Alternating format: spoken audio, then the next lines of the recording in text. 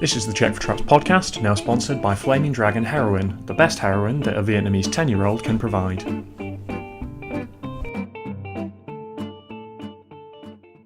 So recently, I had quite a horrifying realisation. Aaron had never seen Tropic Thunder, otherwise known as Blackface the Musical, or Racial Insensitivity, the stage play.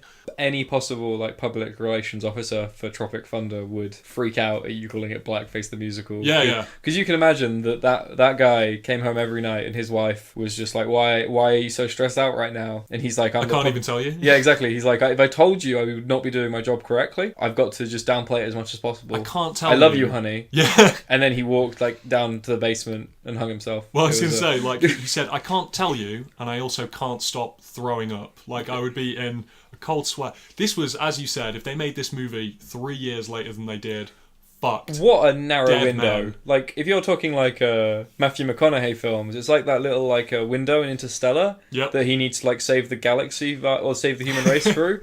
But, if you make this in 2006, 7, maybe fine, but still a bit edgy. If you make this in 2012, you're getting, it's you're vilified. And you know what the sad part is? It's fucking fantastic. And anyone who remembers it, who lived through it, knows that it's okay. They speak of it fondly.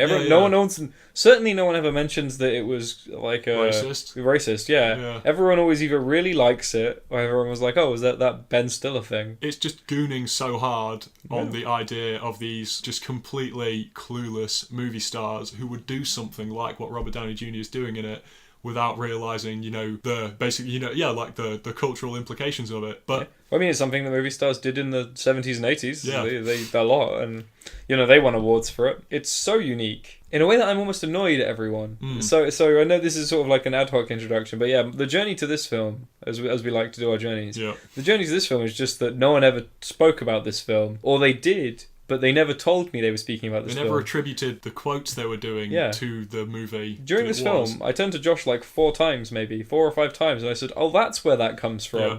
People have been I knew when they were coming as well. Yeah.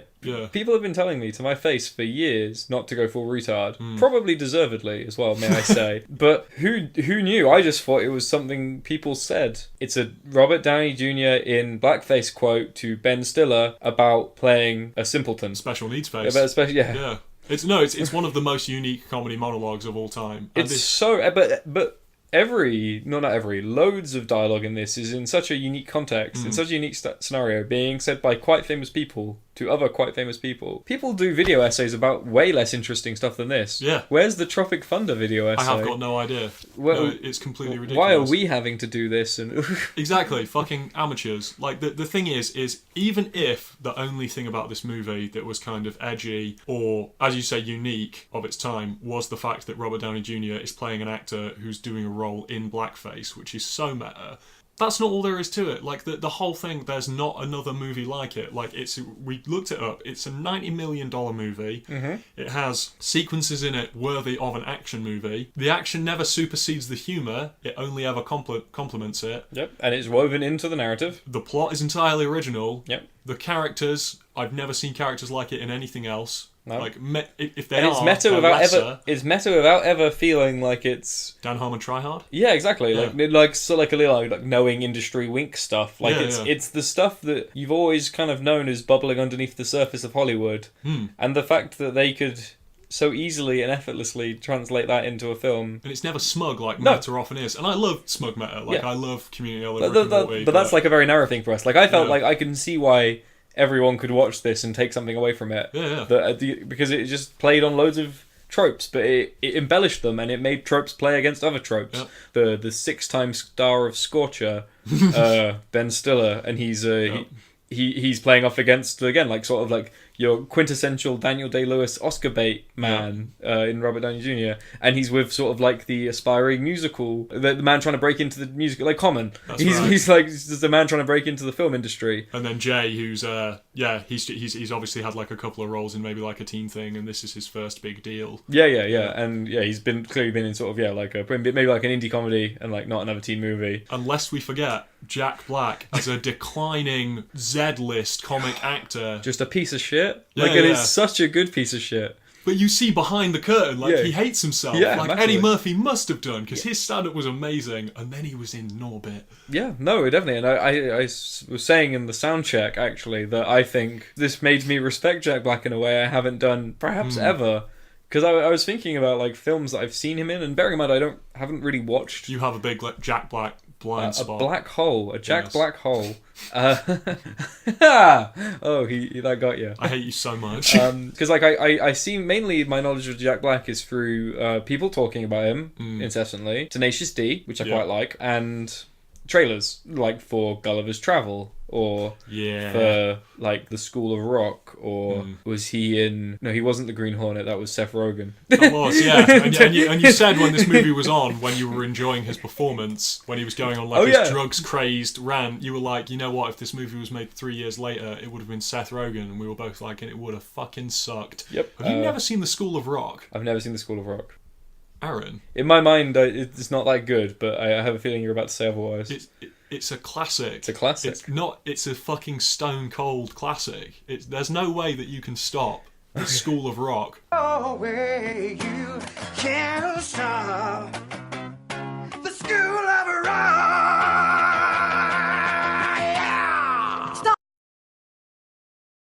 Fair, I'll watch it. In my mind, Jack Black is a hack. Yeah. And I want you to put like a sing-along, like Jack Black is a hack. Okay. When I say that, it was good to see him acting. And playing to his strengths in a massive way. Yeah. Like, he looks like a piece of shit, and he's really good that he plays a piece of shit.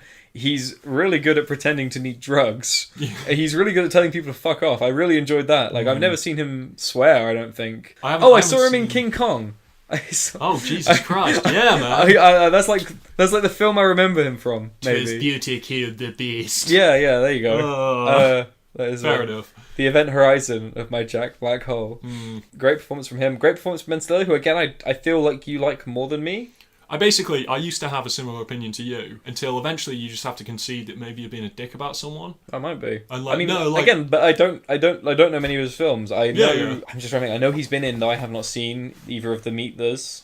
Yeah. To be fair, they're not good. I think I've seen the first Night at the Museum, and I quite liked it. But I just don't have enough experience with the guy. I've not even seen, as you know, I've not even seen Zoolander. So there you go. This is the thing. Like, I wasn't even saying that you were being a dick, but for me, I was like, for the films that I have seen him in, and knowing how involved he was in the writing, as he was with this, and he was with Zoolander, and Dodgeball, again, you haven't seen Dodgeball? I haven't seen Dodgeball. This is like the opposite of the Vex Files. I'm sorry. It's maybe 2000 era comedy is my black hole, because I just didn't. You can't bullshit your way through his involvement in some of these movies. Like, he's clearly really, really funny. Cool. I'm glad, because he is funny. Yeah. I mean, if he wrote that, which I believe he did with two people who we're going to get onto in a second. Yeah. If he wrote that with these two people, then yes, he is really funny. He definitely must have done the majority of it.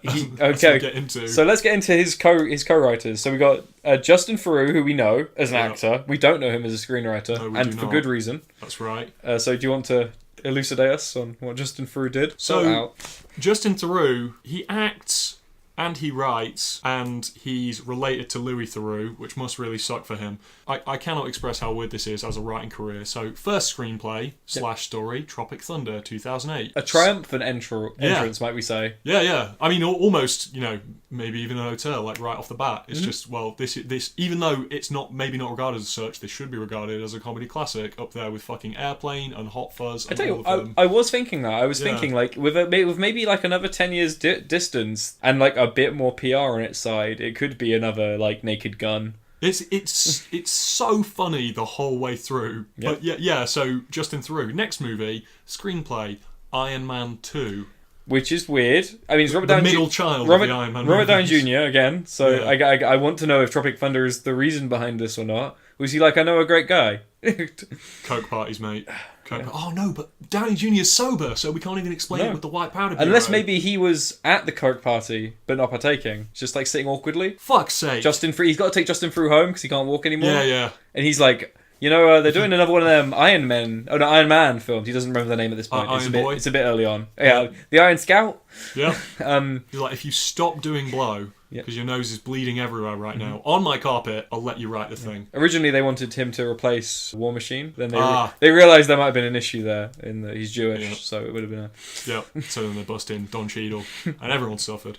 And then the next screenplay he wrote after that was Rock of Ages, famous bomb, famous dud. See, I actually get Rock of Ages confused with School of Rock, so what is Rock of Ages? Rock of I hate you. I'm sorry, I don't know. School of Rock is from 2003. Rock of Ages is a movie from 2012 where Tom Cruise said publicly on like the press trail for like movies before this that the thing he hadn't done yet was music, and people were really encouraging him. They were like, "We love you, Tom." So then this weird movie that's supposed to be this kind of like celebration of hair metal gets released. Okay. So he plays like 80s kind of, glam. yeah, metal. so he plays kind of like a Poison Twisted / Sisters? Guns N' Roses. Yeah, Twisted Sisters cool. kind of. Yeah, but it's shit. Oh. And everyone hates it. 2 stars. Then the next thing he did was he had no involvement with Zoolander 1, but he did Zoolander 2, which again, famously, really dissatisfying. Really? Yeah. I see, again, because... I'm not watching it. No, that's fair. No, I don't want to watch it. I mean, I haven't seen number 1. But like when you have so little frame of reference for Ben Stiller and Zoolander, as I do, then anything anyone tells you about Zoolander 2 just doesn't stick. Like you can't... There's no foundation. The house just washes away. So I got nothing on that. But yeah, no, what a weird career. And then we've got Ethan Cohen, who in the 90s, in the middle to late 90s, was actually working as Ethan Cohen before clearly the Coen brothers made him stop. He wrote... Quite rightly so. Yeah, definitely. Fucking glory hoarder. So Recess, he wrote 2 episodes of the hit children's TV show Recess, then 10 episodes of King of the Hill between 2001 and 2005, the screenplay to Idiocracy, the Mike Judge movie. Which again has weirdly been on my list for a while, because people always tell me again, like it just doesn't get the credit it deserves. I know, but so up until that point you think he's in with Mike Judge, he's done a lot of alternative cartoon stuff. Seems good. Then Tropic Thunder, bang. After that, Madagascar 2 Escape to Africa, Men in Black 3, which is also bullshit, Get Hard, which is Will Ferrell and Kevin Hart, I'm a conscientious objector, Didn't even know that was a thing. Holmes and Watson, supposedly like the worst movie of last year, inspired walkouts. A film so bad Netflix wouldn't buy it. And Yes. I just watched Polar, so goddamn, how terrible must that film be? It must have literally made people want to kill themselves. I mean, so from this, I think we can fairly easily infer Ben Stiller did almost all of the work on Tropic Thunder. The intellectual heavyweight in that writer's room was Ben Stiller. Yeah, massively so. Fucking uncontested. Crazy. Absolutely nuts. I mean, Justin Theroux hadn't written anything at that point at all. Ethan Cohen had just had his name taken off of him. Ethan. They came to his house. They made him like deliver an enormous foam H. No, they chiseled. I was going to say they chiseled off the H from his letterbox. It was like a really. And like the frosted window of his door. They started crossing it out on all of his mail. That's the sort of the groundworks. And then we watched it. We picked it up for 50p because you can pick up DVDs in the United Kingdom for 50p now, at least until Brexit, where I assume they'll become luxury items. £14,000. Yep, reasonable. Yeah. Or at least, Underworld or a tin of beans. That's why we got to get our beans now. That's what the economy will be like. This film is really funny. It's aged well. Yeah. I mean, other than the fact that you couldn't make it now, but that's not really... No, that's what's good. That's more of a criticism of our times than theirs. Those poor, simple 2008ers. It didn't hurt anyone. That's what annoys me. It didn't hurt anyone. It just made everybody piss themselves. It's difficult to overstate how many fucking jokes there are in this movie, and that's why I brought up Airplane. Like, minute to minute, it will go from Tug Speedman sitting in the woods with a bullshit like makeshift tent over him, watching Star Trek the original series on a comically small like iPod video, to him having a fight with what appears to be like a panther, and then set up in the first 5 minutes, oh no, he's killed a panda he does like charity stuff with. And he's killed the panda with that same iPod around his neck as like a dog tag. Yep. It's his dog tag. And then reports to his agent, thinks he's talking about a hooker. Called Amanda. Starts telling him how to dispose of a hooker. Like it just... I think it's got a tighter script than like Wayne's World. It just rolls and gets bigger and bigger and bigger and like... effortlessly. And like you said, like at no point did I ever feel like the plot had to take a backseat due to a joke, which in a comedy is, especially a comedy now, is unheard of. Definitely. I mean, if we contrast it to... obviously the internet's favourite punching bag at the moment, Ghostbusters 2016. Yeah. It's like the exact opposite. People are willing to defend that. Where's the defense? Or even just something from 2 years later, like The Other Guys. I really like The Other Guys, but like the plot is just until right at the end, like it's just there to move along. Like it's almost too complicated. It's distracting. I don't really remember much of The Other Guys, unfortunately. I remember the main thing I remember from The Other Guys spoilers, if anyone still cares, is that Dwayne The Rock Johnson and Samuel L. Jackson jump for the bushes. That's right. Not only are there no bushes, There are no bushes. Not only are there no bushes, but they die instantly. That's like the one thing I remember. And then I remember at the end, there's a weird thing lecturing me about Ponzi schemes. Yeah. Because I think the plot is that there is a Ponzi scheme. That's right. Well, they're stealing the pension part. Too large to fail. Yeah, that sort of thing. The New York police force. That's it. Yeah. Because Adam McKay, I was telling you, like he thinks he's smart because he's read like 2 Michael Lewis books, and that's why he made The Big Short, and that's why fuckwits think he's brilliant. But yeah, no, I know I don't want to ever devalue this line because I think it is a classic, but there is so much going on in every frame, and it's so dense. In this film, that is so true, and in the nicest possible way. It's just I'm laughing at one thing, and then I have to stop because I'm laughing at the next. Yeah. But I don't feel overwhelmed because it's all part of the same, like, to and fro. Like, there's a lovely scene. It's the scene in any other film. It's like the beginning of the third act. They're at their lowest. They start to get real with each other because they realize they need to connect with each other, and it's so beautifully underscored by Jack Black begging for crack. Again, give me my sing along, and he offering to suck cock, offering to. Punctuated by people talking about their one true love. Yeah, but people. One guy's like trying to come out that he's gay. Another one's like having a crisis of literally of identity, and then the third one's just really worried he's gonna die, which is entirely reasonable given the circumstance. And it's all underpinned. And then again, like they turn his like weakness into his strength in the last one, where he becomes sort of like their coke-fueled Hulk. He's like knocking everyone around in his Take me to the drugs. In his desperate bid for heroin. It's I'm so happy you showed it to me. Like when I've been gassed about it for days. When you and our other friend who recommended this to me said it, I was really skeptical. I think it showed through my face. Well, you didn't even have any concern. It was like me and The Favourite. Like when we started watching it, you said that you thought it was actually just a comedy set in Vietnam. I thought it was just a really tasteless Vietnam War film. Yeah. Well, you don't know how they would make it. They would make it funny, especially with people like Ben Stiller and Jack Black and Robert Downey Jr. in blackface. Yeah. Like that could be an awful film. That could be a real awful film. And then it completely wins you around. And that might be why I didn't watch it, because maybe I was like, oh, that looks mad. Yeah. But not in a good way. No, yeah. But it was. Not in the way it is. It was crazy. Yeah, exactly. And it was to get something that flows that nicely, and you really have to put in the effort. It was really thought out.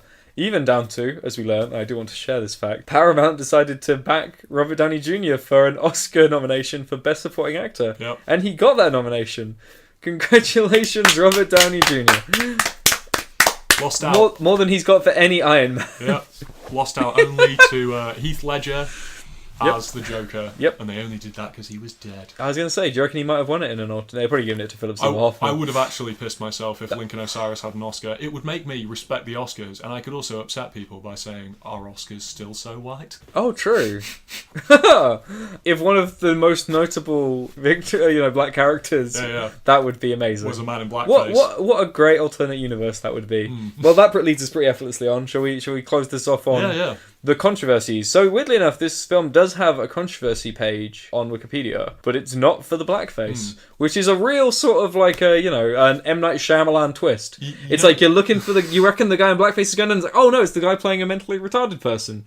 Hey, you know what it reminds me of? When we were trying to find out if there'd been a controversy about the blackface, because of course there must have been. Like someone must have seen how egregious this was. Some brave warrior must have pointed at this madness and gone, stop. Right, and then not only to find out that there wasn't, but the controversy was about something else. It reminded me of that scene in Pulp Fiction where the guy runs out of the bathroom and says, "Die, you motherfuckers," and empties like his gun and hits none of them. Every bullet misses, yeah. And then they shoot back. So people looked at Robert Downey Jr., an American white man, wearing blackface, saying racially stereotypical things and talking down to another black man, and they thought, thumbs up. They were like, this is A-okay. That's right. I like natural born killers. Yeah. and we love Iron Man 1. Then they look at the... I think that, it's not a small part of the film, but it's certainly lesser in comparison to the ubiquity of the blackface. I mean, he is in nearly every scene. And so, we have Ben Stiller, who has just come off the back of an Oscar bait box office bomb, Simple Jack, where he played a retarded person. Obviously, in the guise of people who cynically go after Oscars by playing special needs people, and it couldn't be more over the top, and it couldn't be funnier. Which, weirdly enough, obviously, is a debate that's been in the news recently. So when someone recently, I want to say it's Bryan Cranston, but I might be wrong. Played a quadriplegic. There we go, I was right, that's good. A group of a disabled group came out and said that they believed that to be as bad as blackface. It's blackface, mate. Which Super is obviously blackface. Hilarious considering this happened and no one gave a shit about the blackface. No. But they did care about this. In a weird way, I do get it. Like, they do call him a retard a lot. Like, they do use the word retard a lot. But, I mean, Simple Jack isn't actually a real character in this. No. Can I just say, the characters, they're not supposed to be likeable. They're all arsehole. No, but this is important. Like, when you have... People just can't seem to distinguish. When you have a character in a film, or several characters in a film, who they show you are goons and drug addicts and bankrupt, like, morally. Shallow. Yeah. Yep. Not clever, don't even read their scripts. Do what they're... Yeah, exactly, yeah. Do what they're told. Like, even the guy who's pretending to be method as hell doesn't read the script. And I thought he was at least going to give the excuse that it would be method to do so, but he doesn't. He just didn't read the script. No, he just didn't bother. It was easier to get the procedure. Yeah, like, when it's those people who are saying those things... This movie is actually so nihilistic about its characters most of the way through, to the point where the one person who's supposed to have had a legitimate experience, who's Nick Nolte's character, who wrote the book Tropic Thunder, even he turns out to be a con. He's got fake hooks for hands. Like, it never happened. The only remotely likable character is the young, inexperienced guy who's playing sort of like... And again, I liked this as a parody of war films. Like, it's like your tech guy. There's always going to be a tech guy who operates the radio. It's him. And he was the only... He was just a guy, because again, I guess he hadn't been corrupted by this ridiculous machine yet. Well on his way to it. But like you said, I guess you're right. Like, even if they do use the word, it's never positive. Like, it's never because not your role models. It's never like a heroic man going retard. Yeah, fuck those retards. Exactly. No, it's always a complete degenerate. Like, he's just rolling on the floor crying that he didn't get an Oscar because he played a retard. There are so many transgressions against vulnerable people in the world. And this is not one of them. Even Australia. Yeah, it's just all... I mean, like, even strange. fucking Harvey Weinstein, like, he wasn't in trouble back then like he is now. I did notice that, actually, because, so Tom Cruise, again, another actor I respected a little more after this film. It was like a coalition of actors I don't like got together, time-travelled back to make a film, and then showed me it, and I was like, you know what? You're not bad, kids. It's like Kyle Reese giving birth to John Connor in the past. Tom Cruise plays, and very well. Like, you told me he has, like, prosthetic hands. Like, he's got ridiculous hands. His idea. He's like a piece of shit movie producer who's funding Tropic Thunder, who demands Steve Coogan be punched in the hand by the chief grip, key grip. Piece of shit. He wants to call in a life insurance policy. He wants to engineer the death of Tug Speedman so they can basically make the loss of Tropic Thunder back. Yeah, like, even if it doesn't sell. Yeah. It's and he's very, very apparently modelled on Harvey Weinstein. But I noticed maybe because it wasn't known at that point, or maybe if these people wanted to work in Hollywood again, they couldn't reference it. Yeah. But there was no direct references to him being a pervert. But there were references to him being a piece of shit, which I did appreciate. That's the thing that sometimes... I guess maybe he's willing to put up with being called a piece of shit. Well, because I think it gets lost in it sometimes, is that what people remember less about him now is that, like, he operates like a gangster. Yeah. And, like, other people have met, like, Jennifer Lawrence made jokes about that on stage with him. Like, I think he's kind of okay with it. Like, he wants threatening... I guess the idea is like you distract them with the left hand so you can punch them with the right. Like, he's like, oh, look, I'm a real piece of shit. And then it's like, oh, I'm actually a fucking great fist. Don't I have, like, weird methods threatening to break people's teeth out, but also I fuck all the ladies. Yeah. No, yeah, I guess you're right. He's fine, as long as it doesn't hit too close to home. Yeah. He's probably quite proud of one of them. Yeah. Which is because he is a piece of shit. Definitely. We probably loved seeing it. I bet he did. It feels really dumb recommending a film I only just watched that everyone watched 10 years ago. But if you haven't seen it like me, go watch Tropic Thunder. What Check for Traps is recommending here is not that people go out and see this movie. We realise that a lot of people have seen this movie. We recommend watching it again, and what we need is for people to realise that this is one of the greatest comedies ever made. Like, it was one of the greatest comedies of that decade. It's it's as funny as Anchorman. It's funnier than Step Brothers. It's funnier than Talladega Nights. It's fucking brilliant. I'll let you roll this one. I'm way less informed about like big blockbuster comedy, which, as you informed me, was apparently a genre before everyone ran out of money. Fucking massive, then. You know, it's like to me, it's like as funny as Zoolander. In fact, like to the point where even though Zoolander is hilarious, there's no way that Zoolander has as tight a screenplay as this. Like the script, this movie, it sets up everything that you need to go about every single character within the first like 10 minutes through fake trailers and stuff as well. Like in a really clever, well, not really clever, a clever, funny way. But like, then, even just the conversation, like when Tug is having a conversation with his agent, everything they say is a funny joke, and it's also a reference to something that'll happen later. He's trying to adopt a kid, but he can't. He ends up thinking he's adopting a kid and being later. Yeah, the TiVo is the big one. I love TiVo, the pandas. Yep. Exactly. This movie is like, it's not even like it's several jokes. It's like it's just the same joke that gets bigger and bigger and bigger the whole way through, and that's fantastic. Yeah, I'm really happy with it. I'm looking forward to watching the director's commentary. It's one of the according to a bunch of nerds on the internet, it's one of the top 100 commentaries of all time.